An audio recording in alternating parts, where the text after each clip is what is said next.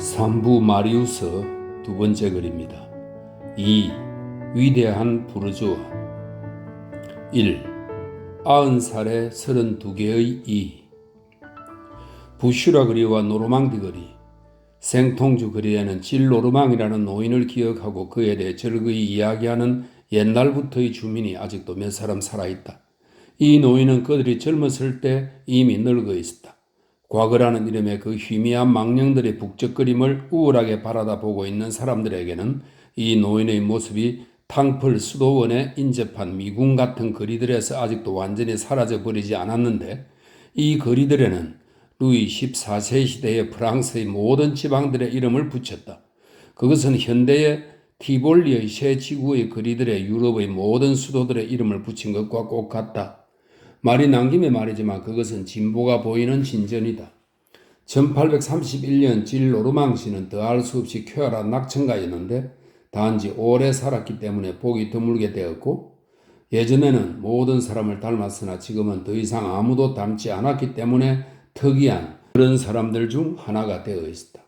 그는 독특한 노인이고 정말 딴 시대의 사람이었으며 18세기의 좀 거만하고 완전 무결한 진짜 부르주아로서 후작들이 후작으로서의 풍채를 간직하고 있듯이 착한 옛 부르주아로서의 풍채를 간직하고 있었다.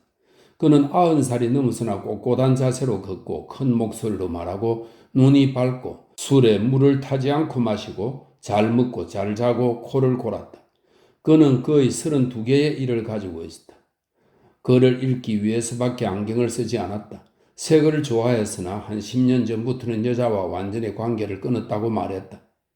나는 이젠 여자들이 좋아하질 않아 라고 말했는데 거기에 덧붙여서 내가 너무 늙었어 라고 말하지 않고 내가 너무 가난했어 라고 말했다. 그는 이렇게 말했다. 내가 만약 파산하지 않았다면 헤헤. 그에게는 정말 약 1만 5천 프랑의 수입밖에 남아있지 않았다.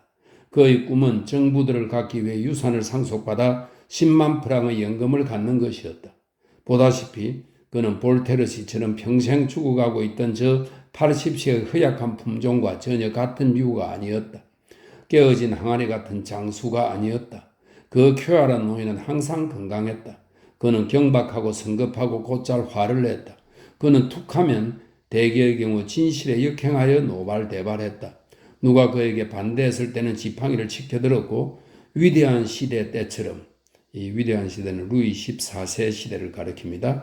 위대한 시대의 때처럼 사람들을 후려쳤다.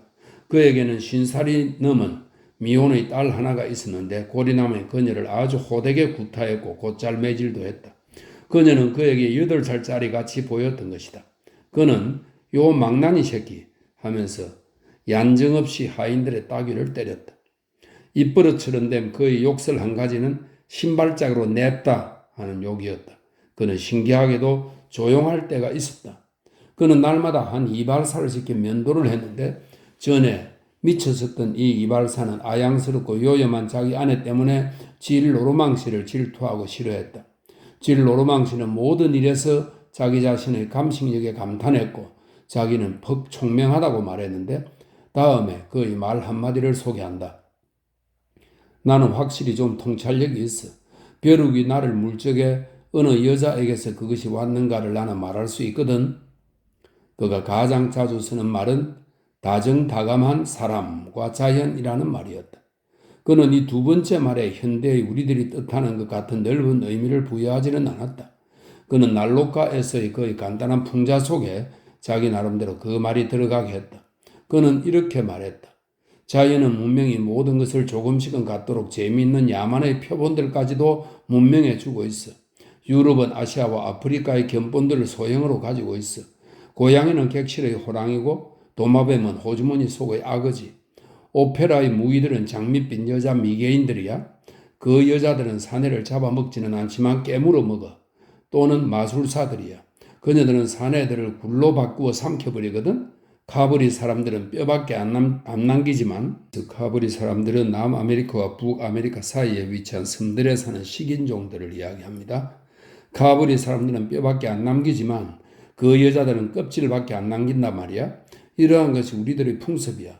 우리들은 모조리 먹어 치우지 않고 쏘라 먹으며 몰살하지 않고 핥힌다. 2. 그 주인의 그 주택. 그는 마을의 PUD 칼베르그리 6번지에 살고 있었다. 이 집은 그의 것이었다.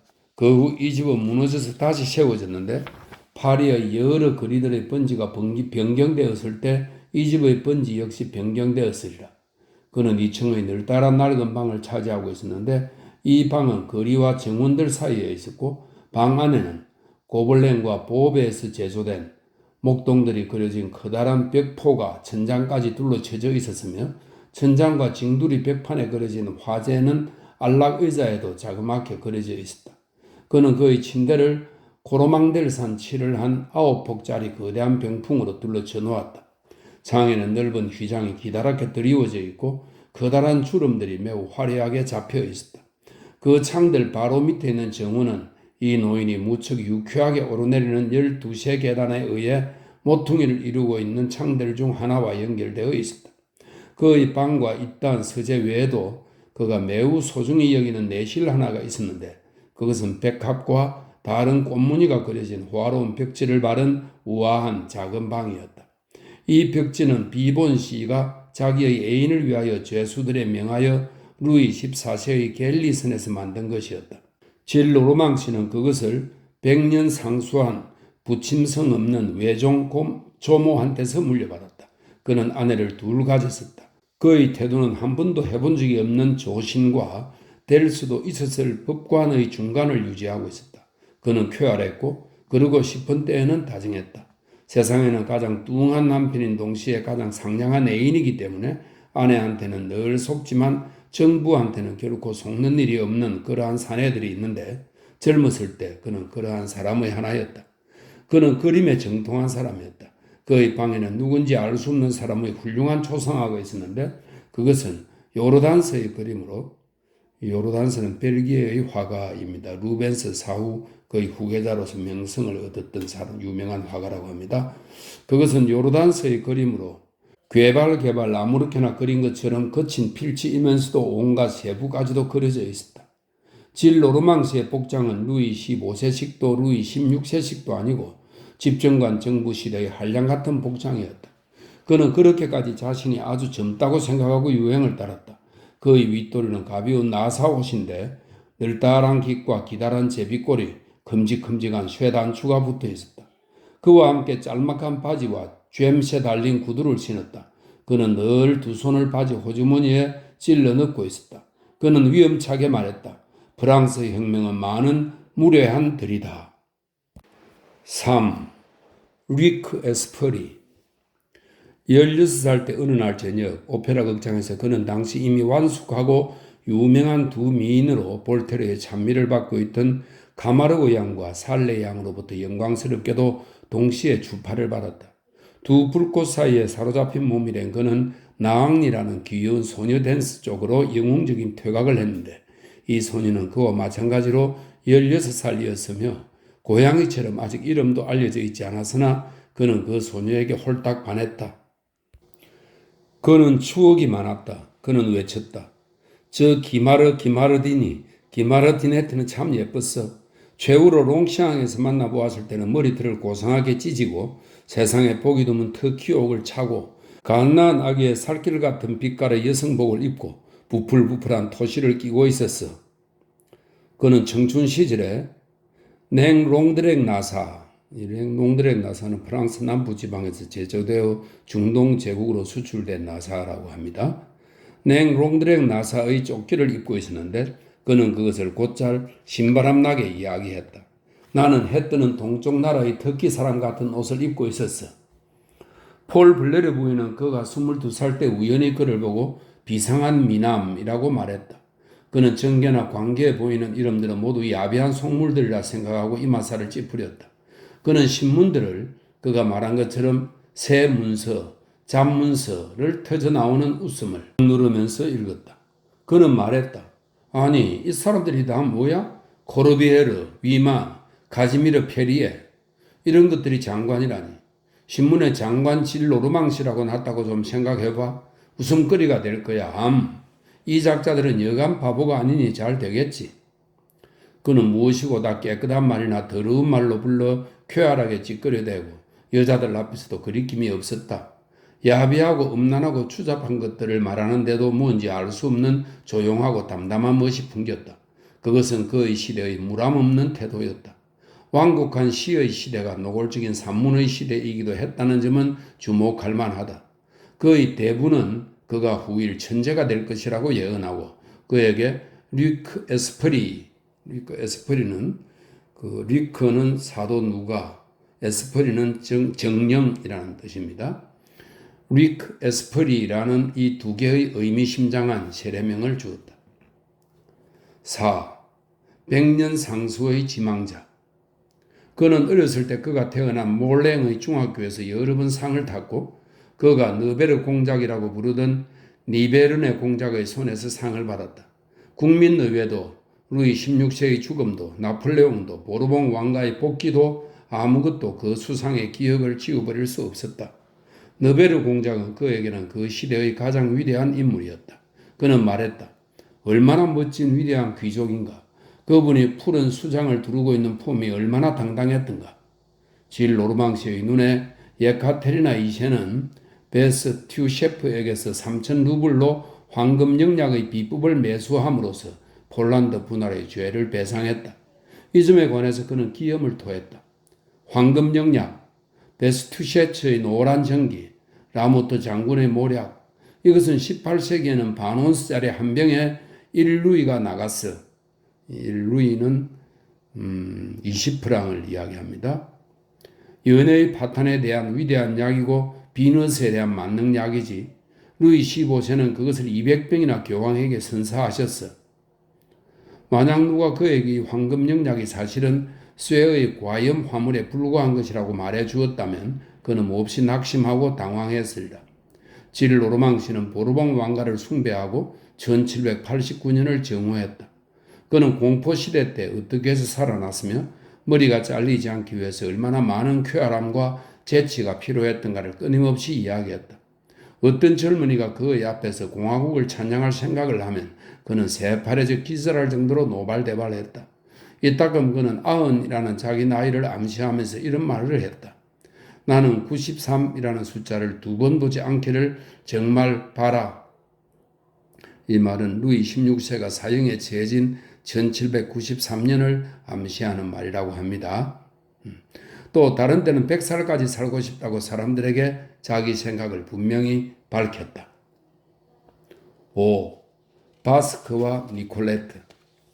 그는 일정한 주견이 있었다. 그 중 하나는 이런 것이었다.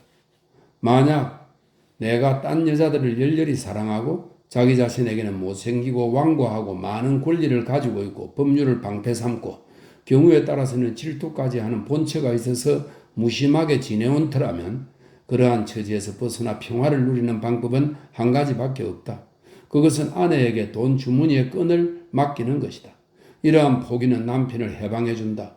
그렇게 되면 아내는 거기에 정신이 쏠리어 돈 다루기에 열중하고 손가락에 녹청을 묻히고 반타작 소작인들의 교육과 소작인들의 훈련을 기도하고 소송 대리인들을 조치하고 공정인들을 주재하고 하급 법원 서기들에게 잔소리를 하고 법관들을 찾아다니고 소송을 일으키고 임대차 계약들을 맺고 계약서들을 구술하고 자신이 최고의 군한자라고 느끼고 팔고 사고 세금을 치르고 명령을 내리고 약속하고 타협하고 계약하고 해약하고 양보하고 양도하고 반환하고 정돈하고 헛들어뜨리고 축제하고 낭비한다.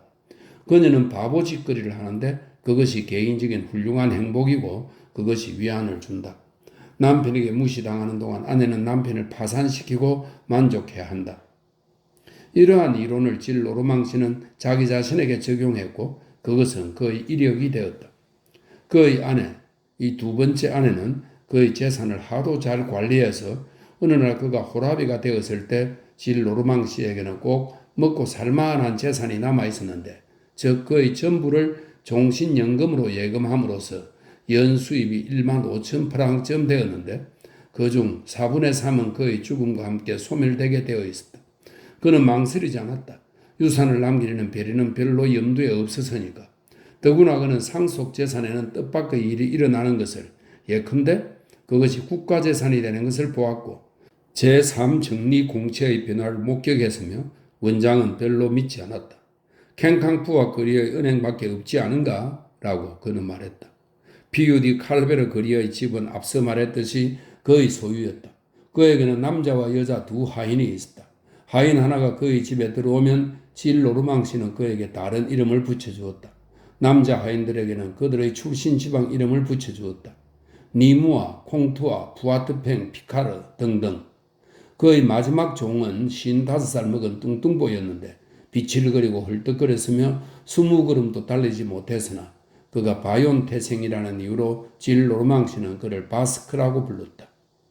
이 바스크인은 피레네 산중에 사는 용맹한 종족이다. 이런 설명이 있습니다. 한편 여자 하인은 모두 니콜레트라는 이름을 불렀다. 괄호 속에 설명이 있네요. 후에 나오게 될 만용이라는 여자까지도 그렇게 불렀답니다. 니콜레트라는 이름으로 불렀다.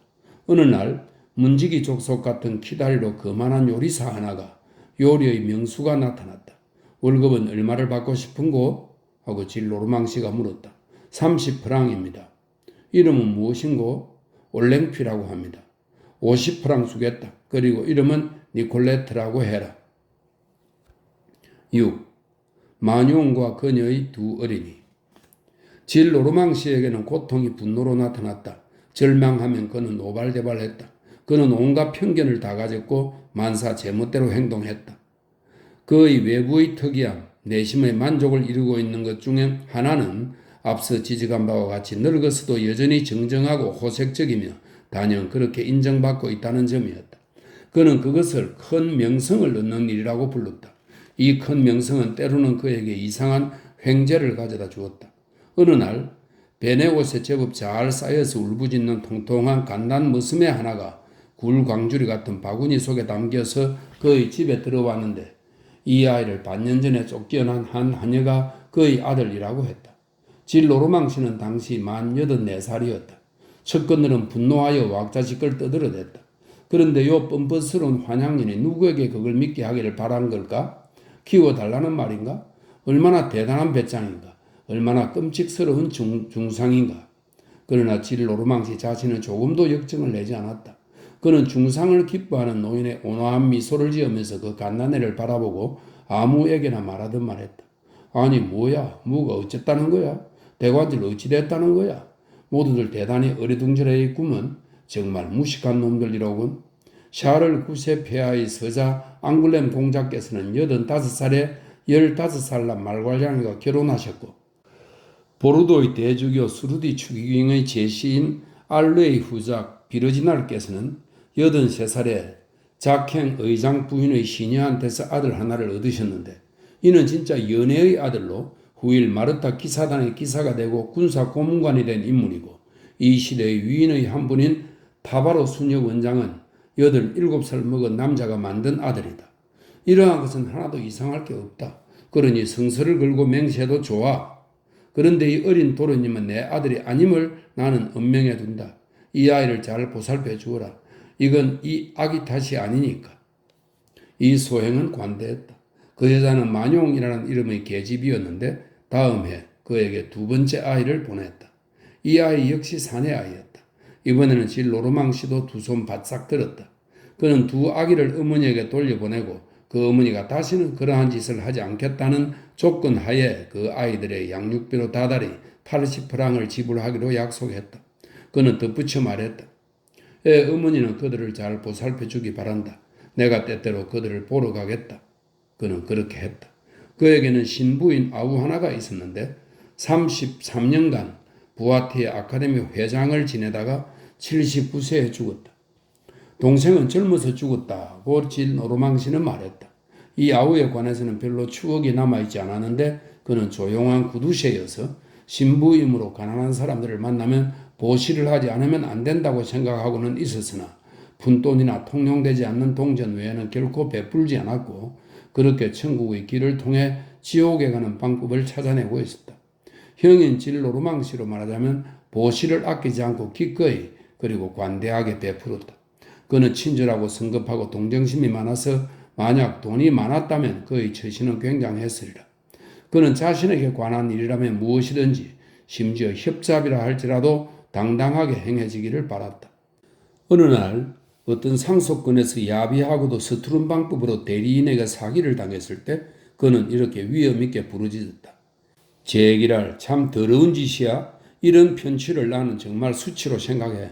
이 시대는 모두 악당들까지도 타락해서 빌어먹을 나 같은 사람한테서 훔치려면 그렇게 해서는 안 돼. 나는 숲속에서 도망맞은 거나 진배 없는데, 이 숲속에서 도망맞았다는 것은 피할 길 없는 방법으로 도둑맞았다는 것을 뜻한답니다. 숲속에서 도둑맞은 거나 진배 없는데 좋지 못한 도둑질이었어. 숲이여 집정관의 이름을 더럽히지 마라. 이 말은 베르길리우스의 전원시에서 인용한 시구라고 합니다. 그는 앞서 말한 바와 같이 2번 아내를 얻었는데 초치 소생의 딸 하나가 있었으나 미혼이었고 재취한 데서 또 하나의 딸을 얻었는데 30살 무렵에 죽었으나 그 전에 쫄병에서 출시한 한 군인과 사랑 때문이었는지 아니면 우연이었는지 또 아니면 다른 이유에서였는지 결혼을 했는데 이 군인은 공화국과 제국시대 군대에 들어가 아우스트리츠 전투에서는 훈장을 받았고 워털루의 싸움에서는 대령이 되었다. 이건 우리 집안의 수치야 라고 이 늙은 부르주아는 말했다. 그는 골초였고 손등으로 자기의 레이스 가슴 장식을 다는 특별한 우아함을 가지고 있었다. 그는 아주 조금밖에 신을 믿지 않았다.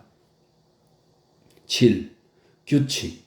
저녁 외에는 아무도 대접하지 않는다. 리크 에스프리 질 노르망씨는 그러한 사람이었는데 머리털 하나 빠지지 않았고 백발이라기보다 오히려 회백색 머리인데 언제나 개의 귀 같은 머리 모양을 하고 있었다. 요컨대 그는 통틀어 말해서 존경할 만한 인물이었다. 그는 18세기적인 사람, 즉 경박하고도 위대했다. 왕정복고 초기에 아직 젊었던 질 노르망씨는 관로서 그는 1814년에 74세에 불과했다. 설명했습니다. 아직 젊었던 질 노르망씨는 생제르맹 문박, 세르방도니 거리의 생실피스 성당 근처에서 살았다. 그가 바레로 은퇴한 것은 만 80살이 다 된 후 사교계에서 물러나면서였다. 그리고 사교계에서 물러나면서 그는 자기 습관 속에 들어박혔다. 가장 중요한 습관으로 변함이 없었던 것은 낮에는 절대로 문을 닫아두고 누구든지 무슨 일이든지 저녁 외에는 결코 대접하지 않는다는 점이었다. 그는 5시에 저녁 식사를 하고 그런 뒤에는 문을 열어두었다. 이것은 그의 시대의 풍습이었는데 그는 그것을 조금도 버리려 하지 않았다. 그는 이렇게 말했다. 낮은 청격스러워졌던 문을 닫아 붙여야 한다. 훌륭한 신사는 창공에 별이 빛날 때 자기의 정신을 빛낸다. 그래서 그는 모든 사람들에게 설령 왕에게일지라도 높은 장벽을 쳐놓았다. 그의 시대의 낡은 운치였다. 8. 어울리지 않는 자매. 질 노르망씨의 2 딸에 관해서는 조금 전에 말했다. 그녀들은 10년의 차이를 두고 태어났다. 젊었을 때 그녀들은 거의 닮은 데가 없었고 성격상으로나 용모상으로나 조금도 자매 같지 않았다. 동생은 마음씨가 고와서 모든 빛나는 것으로 마음이 향하고 꽃과 시, 음악에 열중하고 영광의 세계를 동경하고 열정적이고 고결하고 어릴 때부터 이상 속에서 어떤 막연한 영웅적인 얼굴과 약혼하고 있었다. 언니 역시 자기의 공상을 가지고 있었는데 그녀는 용달상인, 어떤 착하고 돈 많은 군수품 납품업자, 기막히게 미혹한 남편, 백만장자 또는 도지사 이러한 것들을 창공 속에서 꿈꾸었으며 도청의 리셉션, 목에 사슬 장신구를 두르고 있는 응접실의 접대원, 공식적인 무도회, 시장의 연설, 도지사 부인되기 이러한 것들이 그녀의 공상 속에서 소용돌이 치고 있었다. 이렇게 2 자매는 처녀 시절의 제각기 제 꿈속에서 방황했다. 둘 다 날개를 가지고 있었다. 하나는 천사처럼 또 하나는 거위처럼. 어떠한 야심도 충분히 실현되지 않는다.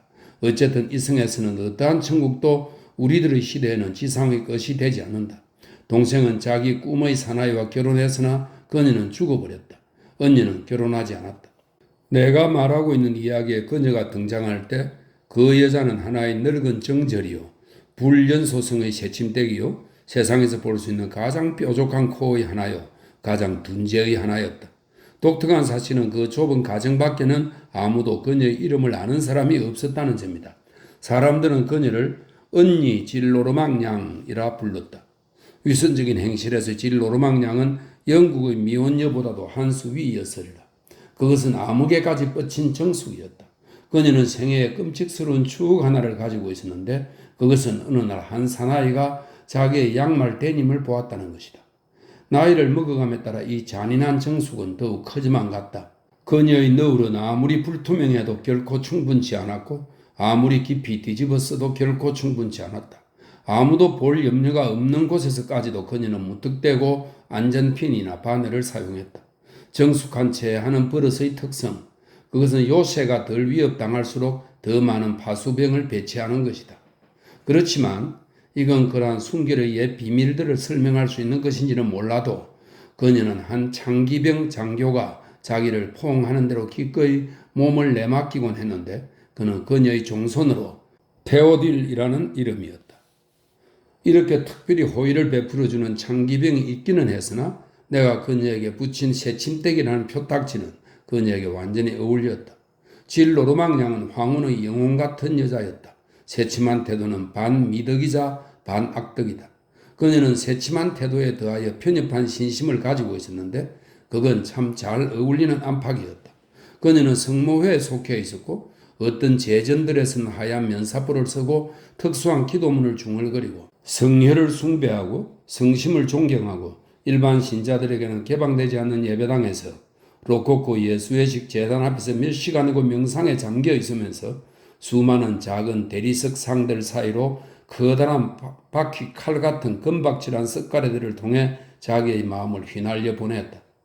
그녀는 예배당 친구 하나가 있었는데 그녀처럼 노처녀고 보부아 양이라는 이름이었으며 미련하기 짝이 없는 여자였는데 그 옆에서 질 노르망 양은 날쌘 독수리 같은 쾌감을 맛보고 있었다.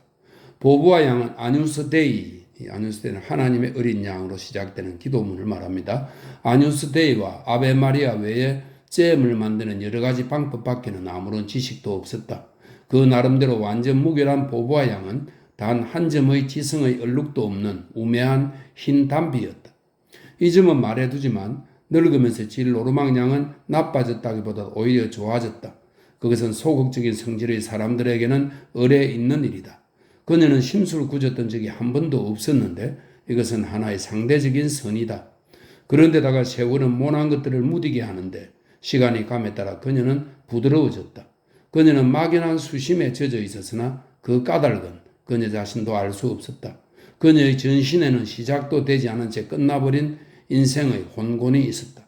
그녀는 아버지의 집을 맡아보고 있었다. 질 노르망 씨는 비행분이 이해하고 누이 동생을 곁에 두고 있는 것을 사람들이 본 것처럼 자기 곁에 딸을 두고 있었다. 한 노인과 한 노처녀의 이러한 세대들은 결코 드물지 않은데 두 약자가 서로 의지하고 있는 광경은 언제나 사람을 감동시킨다. 그 밖에도 이 집에는 이 노처녀와 이 노인 사이에 어린아이 하나가 있었는데 어린 소녀는 질 노르망 씨 앞에서 늘 말없이 떨고 있었다. 질 노르망 씨는 이 아이에게 준엄한 목소리로 밖에는 결코 말하지 않았고 때로는 지팡이를 들어 올렸다. 이리 와 도련님, 요 개구장이야, 요 장난꾸러기야, 가까이 와. 대답해 요 녀석아, 어디 좀 보자, 요 장난꾸러기 등등. 그러나 그는 이 아이를 애지중지했다. 이 어린아이는 그의 손자였다. 우리는 이 아이를 다시 만날 것이다.